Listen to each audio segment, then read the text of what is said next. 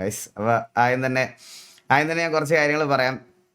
ഇപ്പോൾ കഴിഞ്ഞ കുറച്ച് ദിവസമായിട്ട് ഞാൻ ഇങ്ങനൊരു ഗ്യാപ്പ് എടുക്കണമെന്ന് ഒരിക്കലും പ്രതീക്ഷിച്ചൊരു കാര്യമല്ല ഗൈസ്. സത്യം പറഞ്ഞാൽ ഇത് തുടങ്ങിയിട്ടൊരു 2-2.5 വർഷമായിട്ടുണ്ടാവും. നിങ്ങൾ ലൈവ് കാണുന്നവരെ എനിക്കിത് അധികം പറഞ്ഞ് ഇതാക്കണ്ട. പക്ഷേ വരാത്തതിൻ്റെയും ഇതിൻ്റെയൊക്കെ കാരണങ്ങൾ പറയണമല്ലോ. സിറ്റിയിലോടെ ബ്രോ എനിക്ക് പ്രയോറിറ്റി ഉണ്ട്, ഞാൻ പെട്ടെന്ന് കയറിക്കോളും. അപ്പോൾ ഒരു 2-2.5 വർഷം മുമ്പ് ഇത് തുടങ്ങിയത്. അന്നേ ഞാൻ ഇങ്ങനെ എല്ലാവരോടും പറഞ്ഞായിരുന്നു, ഇത് ഞങ്ങൾക്ക് മാത്രമല്ല, നിങ്ങൾ ഇനി വരുന്നതിൽ സൊസൈറ്റിയിലുള്ള ഓരോരുത്തരും ഫേസ് ചെയ്യാൻ പോകുന്ന ഒരു ഇഷ്യൂ ആണെന്ന് ഞാൻ അന്ന് നിങ്ങൾ ലൈവ് കാണുന്ന കുറച്ച് പേരുടെ അടുത്ത് പറഞ്ഞായിരുന്നു. ഇപ്പം ഇത് അഡ്രസ്സ് ചെയ്തതിപ്പം ആ വീഡിയോ ഞാൻ സത്യം പറയാലോ, അതൊരു റീച്ചിന് വേണ്ടി ചെയ്തൊരു വീഡിയോ അല്ല ഗൈസ്. സത്യം പറഞ്ഞാൽ 2-2.5 വർഷം മുമ്പ് 2 വർഷം മുമ്പ് തുടങ്ങിയതാണ്. എൻ്റെ ഫാമിലിക്ക് നേരെയും എൻ്റെ കൂട്ടത്തിലുള്ളവരുടെയും, അതായത് എല്ലാവരുടെയും,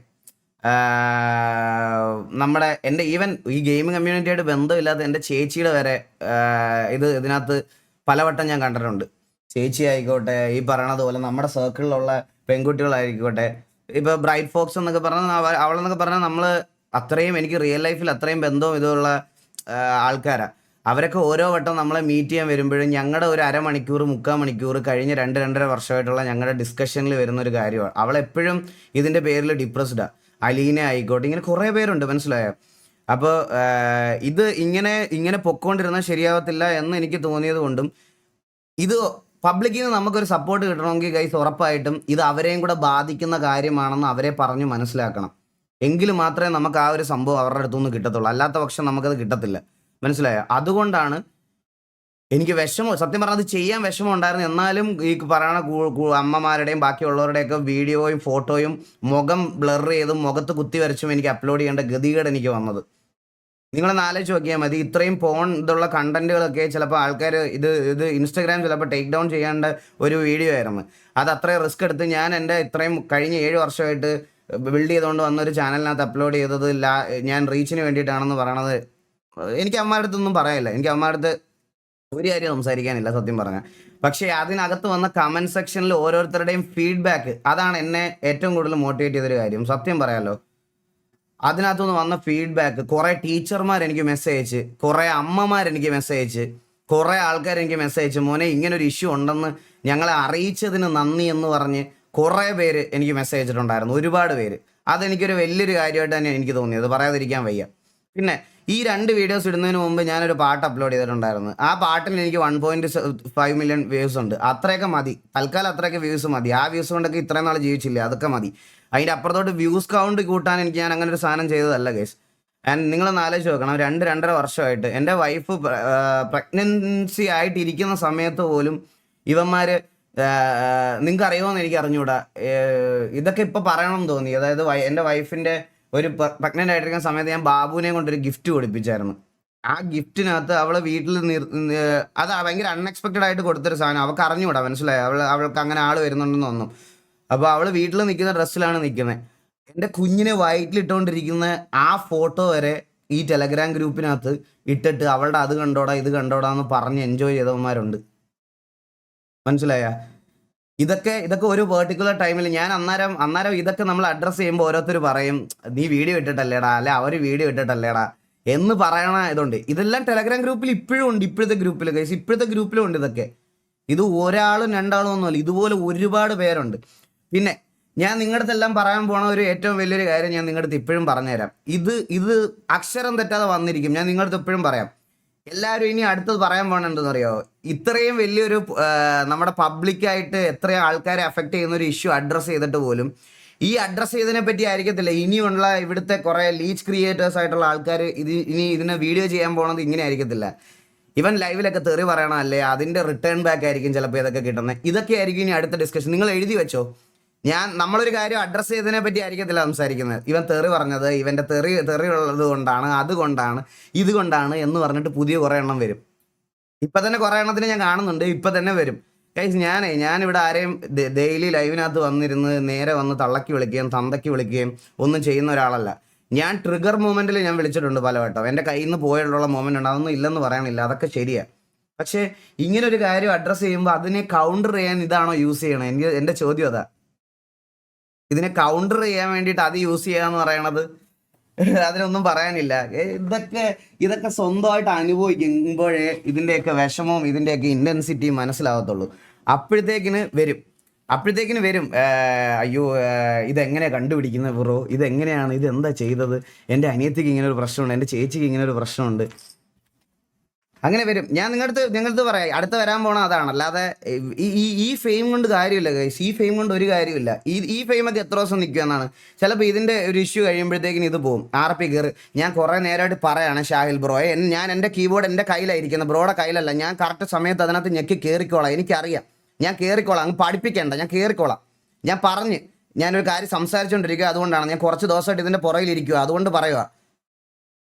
അപ്പോൾ എനിക്ക് അങ്ങനത്തെ ആൾക്കാരെ എന്ത് വേണേൽ പറയാം, എനിക്ക് കുഴപ്പമില്ല. ഇൻ കേസ് അങ്ങനെ എടാ ഈ തെറി പറയണത് ശരിയാണെന്ന് ഞാൻ പറയത്തില്ല ഗൈസ്, ശരിയാ. പിള്ളേരൊക്കെ കാണുന്നുണ്ടാവും, കുറച്ച് ആൾക്കാരൊക്കെ കാണുന്നുണ്ടാവും. അപ്പോൾ നമ്മൾ പബ്ലിക്കലി പെട്ടെന്ന് ട്രിഗർ ആകുമ്പോൾ അത് മിസ്റ്റേക്ക്. പക്ഷേ എൻ്റെ കയ്യിൽ നിന്ന് പോകുന്ന സമയത്തൊക്കെ ഞാൻ അടുത്ത ദിവസങ്ങളിൽ വന്ന് ഞാൻ ലൈവിൽ അത് പബ്ലിക്കായിട്ട് പറയാറുണ്ട്, അതെൻ്റെ ഭാഗത്തുനിന്ന് വന്ന മിസ്റ്റേക്ക് ആണെന്ന്.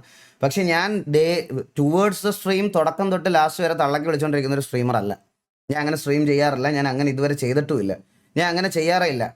എന്തെങ്കിലുമൊക്കെ സിറ്റുവേഷൻസ് വന്ന് നമ്മുടെ അകത്ത് OC ടോക്കൊക്കെ വന്ന് ഡ്രാഗായി അങ്ങനെയൊക്കെ വരുമ്പോഴാണ് ഈ തെറിവിളിയിലോട്ട് പോകുന്നത്, മനസ്സിലായോ? ബട്ട് സ്റ്റിൽ ഓക്കെ, അങ്ങനെ എന്തെങ്കിലും ഇഷ്യൂസ് ഉണ്ടായിട്ടുണ്ടെങ്കിൽ അത് നിങ്ങൾക്ക് അഡ്രസ്സ് ചെയ്യാം, കുഴപ്പമില്ല. പക്ഷേ ഇങ്ങനത്തെ ഒരു സാധനം വന്ന് പറയാൻ വേണ്ടിയിട്ട് നീ തെറി വിളിച്ചവനല്ലേ എന്ന് പറഞ്ഞ് ഒബ്ജക്റ്റ് ചെയ്യുന്നതിനോട് എനിക്ക് യാതൊരു ഇതുമില്ല. അത് അങ്ങനെയല്ല, ആ ഒബ്ജക്ഷൻ എനിക്ക് പ്രശ്നമുണ്ട്. ഒരു കാര്യം പബ്ലിക്കലി ഇത്രയും പേരെ അഫക്റ്റ് ചെയ്യുന്ന ഒരു കാര്യം വന്ന് പറയുമ്പോൾ അത് പറഞ്ഞ് ഇതാക്കാൻ. പക്ഷെ ഇവരൊന്നും മനുഷ്യന്മാരല്ലെന്ന് ഞാൻ ആലോചിക്കണം ഗൈസ്. ഇതിൻ്റെ ഇൻ ടു ദ ഡീപ്പ് ഞാൻ കുറേ സാധനങ്ങൾ വന്നപ്പം ഇത് ഇൻസ്റ്റഗ്രാം, ഇത് ടെലഗ്രാം മാത്രം ബാൻ ചെയ്തുകൊണ്ടൊന്നും ഒരു കുന്തോ ഇവിടെ നടക്കാൻ പോകുന്നില്ല. ടെലഗ്രാം മാത്രമൊന്നും അല്ല, ഇത് ഇൻസ്റ്റഗ്രാമിലുണ്ട്, ഇത് റെഡിറ്റിലുണ്ട്, ഇത് ഡിസ്കോഡിലുണ്ട്, എല്ലായിടത്തും ഉണ്ട്. ഇതൊന്നും ബാൻ ചെയ്യുന്നതല്ല നമ്മുടെ സൊല്യൂഷൻ. ഇത് കുറച്ച് കൺട്രോൾഡ് ആയിട്ട് യൂസ് ചെയ്യാൻ വേണ്ടിയിട്ട് നമ്മൾ എന്തെങ്കിലും ചെയ്യണം, അല്ലാതെ വേറെ ഇതൊന്നും ബാൻ ചെയ്യണമല്ല. ഇതൊക്കെ ബാൻ ചെയ്താൽ നമ്മൾ നമ്മുടെ ബാക്കി കാര്യങ്ങൾക്ക് ഇതൊക്കെ എന്ത് ചെയ്യും? ഇപ്പോൾ കമ്മ്യൂണിക്കേഷൻ ബാക്കി അങ്ങനത്തെ കാര്യങ്ങൾക്കൊക്കെ ഈ വാട്സപ്പ് ചാനൽസ് ഉണ്ട്, വാട്സപ്പ് ബാൻ ചെയ്യണോ?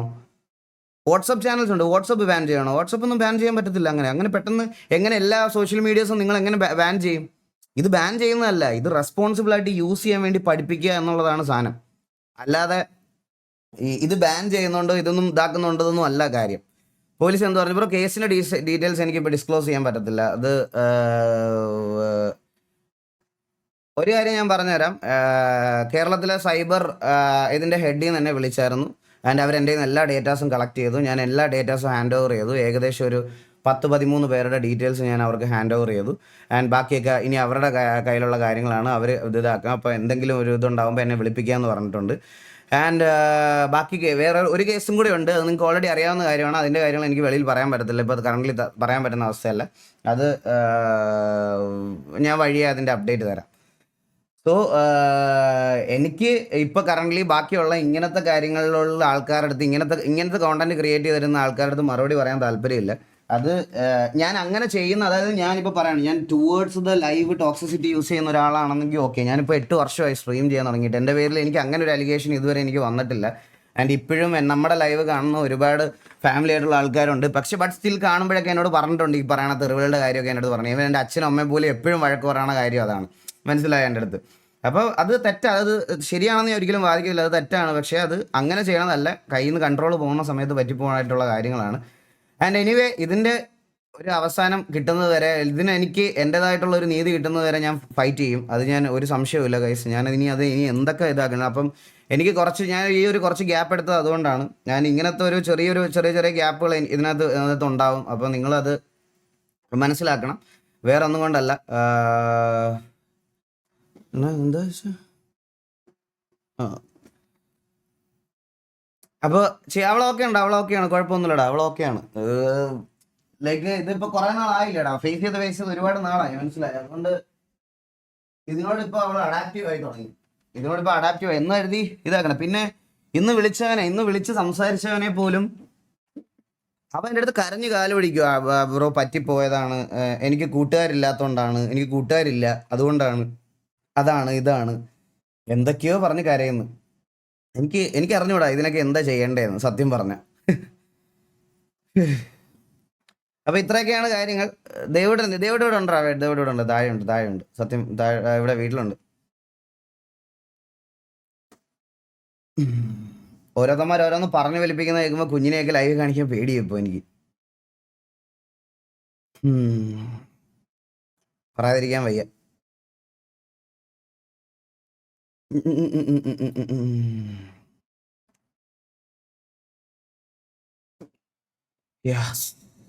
എനിവേ അത്രേ ഉള്ളൂ. ഇത്രയൊക്കെ കാര്യങ്ങൾ പറയണം എന്നുണ്ടായിരുന്നു. ബാക്കിയൊക്കെ ഇനി അവരുടെ സൈഡിൽ നിന്ന് എന്തെങ്കിലുമൊക്കെ ഫീഡ്ബാക്കും കാര്യങ്ങളൊക്കെ വന്നതിന് ശേഷം നമുക്ക്